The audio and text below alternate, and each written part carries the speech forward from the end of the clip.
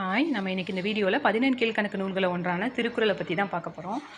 இது வந்துட்டு part 4 video. இதுக்கு முன்னாடி 3 வீடியோஸ் இருக்குது. அதை நீங்கள் பார்க்கலன்னா என்னோட சேனல் பிளேலிஸ்ட்டில் இருக்குது, செக் பண்ணி பாருங்கள், உங்களுக்கு யூஸ்ஃபுல்லாக இருக்கும். திருக்குறளை பற்றி நம்ம ஏற்கனவே வந்துட்டு வேறு பெயர்கள் வரைக்கும் பார்த்துட்டோம். லாஸ்ட் வீடியோவிலே வந்துட்டு கொஞ்சம் பார்த்துருக்கோம், வேறு பெயர்கள் வரைக்கும் பார்த்துட்டோம். இப்போ வந்துட்டு திருக்குறளோட சிறப்புகள் பற்றி பார்க்கலாம். இதை தமிழ் மாதின் இனிய உயிர்நிலை என்று உலகோரால் பாராட்டப்படும் நூல். அதாவது தமிழ் மாதோட உயிரே வந்துட்டு திருக்குறள் தான் சொல்றாங்க.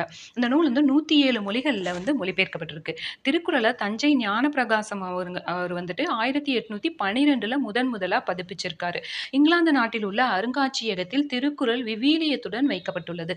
அதாவது அவங்களோட பைபிளுக்கு இணையா திருக்குறள் அவங்க வந்து பாதுகாப்பாக வச்சிருக்காங்க. இங்கிலாந்து நாட்டு மகாராணி விக்டோரியா காலையில் கண் முதலில் படித்த நூல் திருக்குறள். உருசிய நாட்டு அணு துளைக்காத இங்க தப்பா இருக்கு, கம்பளின் இல்லை, கிராம்பலின் மாளிகையில் இருக்க சுரங்கப்பாதையில் சுரங்க பாதுகாப்பு பெட்டகத்தில் வந்துட்டு திருக்குறளை வந்து பாதுகாப்பாக வச்சுருக்காங்க. அப்போ இயற்கை பேரிடர் வந்தாலோ இல்லை போர் வந்தாலோ கூட திருக்குறள் அழியக்கூடாதுன்னு நினச்சி அவ்வளோ பாதுகாப்பாக வச்சுருக்காங்க. இந்த பாயிண்ட்ஸ்லாம் வந்துட்டு ஓல்டு புக்கில் இருக்கிற இம்பார்ட்டண்டான பாயிண்ட்ஸ். அடுத்து திருவள்ளுவரை பற்றி பார்க்கலாம். திருவள்ளுவரோட காலம் வந்துட்டு கிமு 31ஆம் ஆண்டு. இவரோட வேறு பெயர்கள் இது நம்ம நிறைய படிச்சிருப்போம், இருந்தாலும் பொருந்தாததில் கேட்குறப்ப நிறைய ஏற்கனவே படிச்சிருப்பீங்க, கேட்குறப்ப கொஞ்சம் குழப்பமாக இருக்கும், பார்த்துக்கோங்க. இவரோட பேர் வந்துட்டு முதற் பாவலர், பொய்யில் புலவர், பெருநாவலர், சென்னா போதகர், நாயனார், தேவர், மாதானு பங்கி, நான்முகனார். இதெல்லாம் வந்து திருவள்ளுவரோட வேறு பெயர்கள். தைத்திங்கள் 2ஆம் நாளை வந்துட்டு நம்ம திருவள்ளுவர் தினமாக தமிழக அரசு அறிவித்துள்ளது. தைத்திங்கள் 2ஆம் நாள் திருவள்ளுவர் தினம். திருவள்ளுவர் ஆண்டை எப்படி கணக்கிடலாம் அப்படின்னா, நம்மளோட இந்த ஆண்டு இப்போ கரண்ட்டாக என்ன இயருக்கு நம்ம பார்க்கணுமோ, இப்போ நம்ம வந்து கிபி 2024, அப்போ திருவள்ளுவர் பிறந்த ஆண்டாக சொல்லப்படுற இந்த கிமு 31, இது ரெண்டையும் ஆட் பண்ணோன்னா வர்றது தான் வந்துட்டு திருவள்ளுவர் ஆண்டு கிபி 2055. திருக்குறள் உரை. திருக்குறளுக்கு உரை எழுதினவங்க தருமர், மணக்குடவர், தாமத்தர், நச்சர், பரிதி, பரிமேலழகர், திருமலையர், மல்லர், கவிப்பெருமாள், அவரோட இன்னொரு பேர் வந்துட்டு பரிபெருமாள், காளிங்கர் ஆகிய 10 உரை எழுதியிருக்காங்க. அதாவது 10 பேர் வந்துட்டு திருக்குறளுக்கு உரை எழுதியிருக்காங்க. இவற்றுள் மணக்குடவர், பரிமேலழகர், பரிதி, பரிபெருமாள், காளிங்கர் ஆகிய 5 உரை மட்டுமே கிடைத்துள்ளது. அவற்றுள் பரிமேலழகர் உரையே சிறந்தது. 10 பேர் உரை எழுதியிருக்காங்க, அதில் 5 பேர் எழுதினது மட்டும்தான் கிடைச்சிருக்கு. இந்த உரை எழுதினவங்களும் ரொம்ப முக்கியம்.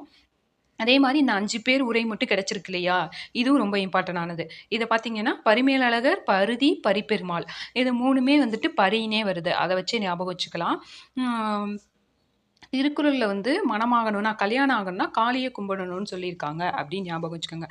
திருக்குறளில் கல்யாணம் ஆகணும்னா காளியை கும்பிடணும்னு சொல்லியிருக்காங்க, ஞாபகம் வச்சுக்கோங்க. இந்த பரிமேலழகர், பரிதி, பரிபெருமாள், இது எல்லாமே பரினே வருது. இதில் சிறந்த உரை வந்துட்டு பரிமேலழகரோடது. அடுத்து சிறப்புரைகள். பலகு தமிழ் சொல்லரிமை நாலிரண்டில் என பழமொழிகளில் நாள் அப்படிங்கிறது நாலடியாரையும், 2 அப்படிங்கிறது திருக்குறளையும் குறிக்கும்.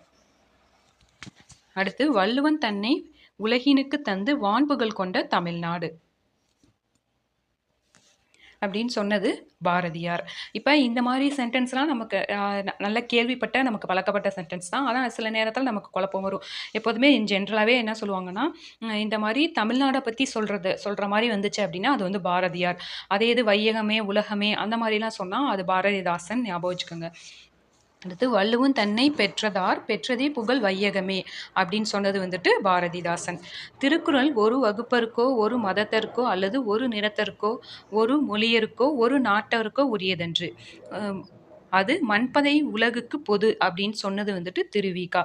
அதாவது ஒரு வகுப்பை சேர்ந்தவங்களுக்கோ, மதத்தை சேர்ந்தவங்களுக்கோ, நிறத்தை சேர்ந்தவங்களுக்கோ, மொழியை சேர்ந்தவங்களுக்கோ திருக்குறள் ஒரு நாட்டை சேர்ந்தவங்களுக்கோ கிடையாது, அது உலக பொதுமறைன்னு சொல்கிறோம் இல்லையா, அப்படின்னு சொல்லிட்டு திருவிகா சொல்லியிருக்காரு. நீதி திருக்குறளை நெஞ்சார தம் வாழ்வில் ஓதி தொழுது எழுக ஓர்ந்து அப்படின்னு சொன்னது கவிமணி தேசிய விநாயகம். இந்த சிறப்புரைகள்லாம் கொஞ்சம் நல்லா பார்த்துக்கோங்க. யார் யார் சொன்னது, திருவிக்கா என்ன சொல்லியிருக்காரு, பாரதிதாசன், பாரதியார், இதெல்லாம் வந்து நல்லா பார்த்துக்கோங்க. அடுத்து நம்ம திருக்குறளை 107 மொழியில் மொழிபெயர்த்திருக்காங்கன்னு பார்த்தோம் இல்லையா, அதில் சில மொழிகளில் யார் யார் மொழிபெயர்த்திருக்காங்கன்னு பார்க்கலாம். லத்தீனில் மொழிபெயர்த்தது வந்துட்டு வீரமாமுனிவர். லத்தி வச்சுருக்கவங்க வீரமாக இருப்பாங்க, அது மாதிரி ஞாபகம் வச்சுக்கோங்க. Germany crawl. ஜெர்மனியில் வந்துட்டு பணம் வந்துட்டு கிரால் தான். அது மாரி ஏதாவது ஞாபகம் வச்சுக்கோங்க. ஆங்கிலம்னா ஜி.இ. போப்ன்னு நமக்கு தெரியும். நல்லாவே தெரியும். ஸோ போப்போட சேர்ந்து பாலசுப்ரமணியம் பாட்டு பாடுனாரு. எஸ்பிபி ஞாபகம் வச்சுக்கோங்க. அவர் வந்துட்டு பாட்டு பாடுனாரு. அது அப்படின்னு ஞாபகம் வச்சுக்கோங்க. அடுத்து ஃப்ரெஞ்சு வந்துட்டு ஏரியல், தெலுங்கு வைத்தியநாத பிள்ளை. இந்த பேர் மட்டும் தான் வேற மாரி இருக்கு இல்லையா? அதாவது நார்மலா நம்ம சவுத் சைட்ல சொல்ற நேம் மாரி இருக்கு. அத வச்சு ஞாபகம் வச்சுக்கோங்க. அடுத்து வடமொழி. வடமொழி தான் நமக்கு அப்பா அப்படின்னு ஞாபகம் வச்சுக்கோங்க. நம்ம எப்படி தமிழ் மொழி தான் நமக்கு தாய்ன்னு சொல்றோமோ, அது மாரி வடமொழி அப்பா அப்படின்னு சொல்லி ஹிந்தி, பிடி, ஜெயின். ஹிந்தி படித்தா பிடிச்சு ஜெயில்ல போட்டுருவாங்க அப்படின்னு சொல்லிட்டு ஞாபகம் வச்சுக்கோங்க. ஓகே, நம்ம நெக்ஸ்ட் வீடியோவில் இன்னா நாற்பது பற்றி பார்க்கலாம். தேங்க்யூ.